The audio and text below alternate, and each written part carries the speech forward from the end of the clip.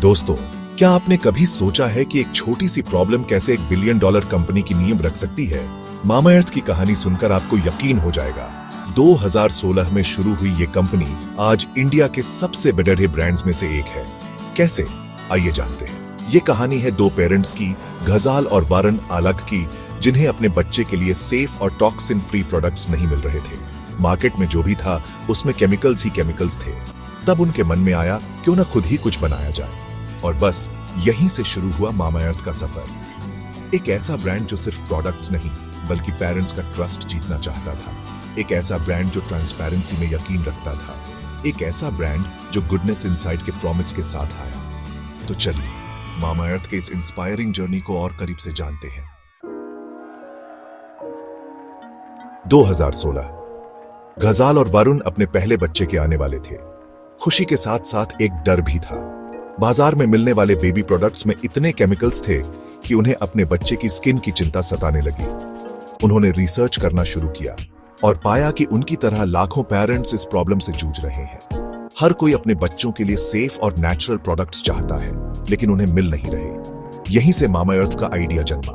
उन्होंने ठान लिया कि वो ऐसे प्रोडक्ट्स बनाएंगे जो पूरी तरह से टॉक्सिन फ्री होंगे, जिनमें सिर्फ और सिर्फ नेचुरल इंग्रेडिएंट्स होंगे, जो बच्चों की सेंसिटिव स्किन के लिए बिल्कुल सेफ होंगे। और सबसे जरूरी बात, वो अपने कस्टमर्स के साथ पूरी ट्रांसपेरेंसी रखेंगे। हर प्रोडक्ट के इंग्रेडिएंट्स की पूरी जानकारी देंगे। कोई छुपाव नहीं, कोई झूठ नहीं। मामाअर्थ की शुरुआत सिर्फ एक बिजनेस आइडिया से नहीं, बल्कि एक मिशन से हुई थी। एक ऐसे मिशन से जो पेरेंट्स की चिंता को समझता था, जो उनके ट्रस्ट को इंपॉर्टेंस देता था। इसलिए उन्होंने गुडनेस इनसाइड टैगलाइन को अपनाया। यह सिर्फ एक टैगलाइन नहीं, बल्कि मामाअर्थ का प्रॉमिस था। यह प्रॉमिस था कि उनके प्रोडक्ट्स में सिर्फ और सिर्फ अच्छाई होगी। कोई हार्मफुल केमिकल्स नहीं, कोई आर्टिफिशियल फ्रेग्रेंस नहीं, कोई कॉम्प्रोमाइज नहीं। मामाअर्थ ने अपनी क्वालिटी और सेफ्टी को प्रूव करने के लिए कई सर्टिफिकेशंस भी हासिल किए। मेड सेफ सर्टिफिकेशन हासिल करने वाला ये इंडिया का पहला ब्रांड बना। साथ ही पीटा क्रूएल्टी फ्री सर्टिफिकेशन ने भी यह साबित कर दिया कि मामाअर्थ एनिमल्स की केयर के लिए भी कमिटेड है। मामाअर्थ ने मार्केटिंग का तरीका भी बिल्कुल अलग अपनाया। उन्होंने ट्रेडिशनल एडवर्टाइजिंग पर डिपेंड करने की बजाय डिजिटल प्लेटफॉर्म्स का सहारा लिया, और यही उनकी सक्सेस का सबसे बेरिडा रीजन बना। Influencer marketing. मामाअर्थ ने मॉमी ब्लॉगर्स, यूट्यूबर्स और इंस्टाग्राम इन्फ्लुएंसर्स के साथ कोलैबोरेट किया, जिससे उनके प्रोडक्ट्स की रीच लाखों पेरेंट्स तक हुई। D2C model. मामाअर्थ ने डायरेक्ट टू कंज्यूमर मॉडल अपनाया, यानी वो अपने प्रोडक्ट्स को कस्टमर्स तक सीधे अपनी वेबसाइट और ऐप के जरिए पहुंचाते थे। इससे उन्हें कस्टमर्स का फीडबैक डायरेक्टली मिलता था, जिससे वो अपने प्रोडक्ट्स को और बेहतर बना पाते थे। टेक्नोलॉजी का इस्तेमाल। मामाअर्थ ने डेटा एनालिटिक्स का भी खूब इस्तेमाल किया। कस्टमर्स की प्रेफरेंस, मार्केट ट्रेंड्स और ऑनलाइन बिहेवियर को समझकर उन्होंने अपनी मार्केटिंग स्ट्रेटजीज को और इफेक्टिव बनाया।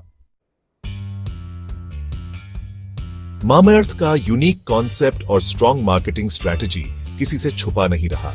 देखते ही देखते इस स्टार्टअप ने इन्वेस्टर्स का ध्यान अपनी ओर खींच लिया। 2018 से लेकर 2021 तक मामाअर्थ ने कई फंडिंग राउंड्स में करोड़ों रुपए रेज किए। Fireside ventures, Sequoia capital, Stellaris venture partners और सोफिना जैसे दिग्गज इन्वेस्टर्स ने मामाअर्थ में इन्वेस्ट किया। इस फंडिंग के दम पर मामाअर्थ ने अपने बिजनेस को तेजी से एक्सपैंड किया, नए प्रोडक्ट्स लॉन्च किए, अपनी टीम को बढ़ाया और अपनी रीच को और एक्सपैंड किया। देखते ही देखते मामाअर्थ इंडिया की फास्टेस्ट ग्रोइंग ब्यूटी ब्रांड बन गई। मामाअर्थ सिर्फ बेबी केयर प्रोडक्ट्स तक ही सीमित नहीं रहा। उन्होंने कस्टमर्स के फीडबैक को ध्यान में रखते हुए अपने प्रोडक्ट पोर्टफोलियो को एक्सपैंड किया। वैसे अनियन हेयर ऑयल की बात करें तो मामाअर्थ का अनियन हेयर ऑयल मार्केट में धूम मचा दिया। इस प्रोडक्ट ने साबित किया कि मामाअर्थ सिर्फ बेबीज के लिए ही नहीं, बल्कि एडल्ट्स के लिए भी इफेक्टिव और नेचुरल प्रोडक्ट्स बना सकता है। आज मामाअर्थ के पास face washes, serums, body lotions, hair masks और भी बहुत कुछ है, और हर प्रोडक्ट को बनाने में नेचुरल इंग्रेडिएंट्स और कस्टमर सेटिस्फैक्शन का ध्यान रखा जाता है। मामाअर्थ ने अलग अलग कस्टमर सेगमेंट्स को टारगेट करने के लिए द डर्माकोल, अयूगा और एक्वालॉजिका जैसे सब ब्रांड्स भी लॉन्च किए। जिससे उनकी मार्केट प्रेजेंस और मजबूत हुई। 2022 के अंत में मामाअर्थ ने IPO यानी इनिशियल पब्लिक ऑफरिंग लाने का फैसला किया, लेकिन यह सफर इतना आसान नहीं था। मामाअर्थ के IPO को लेकर कई कंट्रोवर्सीज हुई। कंपनी की वैल्यूएशन को लेकर कई सवाल उठाए गए। कुछ लोगों ने तो इसे ओवरवैल्यूड तक कह दिया। IPO के समय मामाअर्थ प्रॉफिट में नहीं थी, जिसकी वजह से भी कई इन्वेस्टर्स ने सवाल उठाए।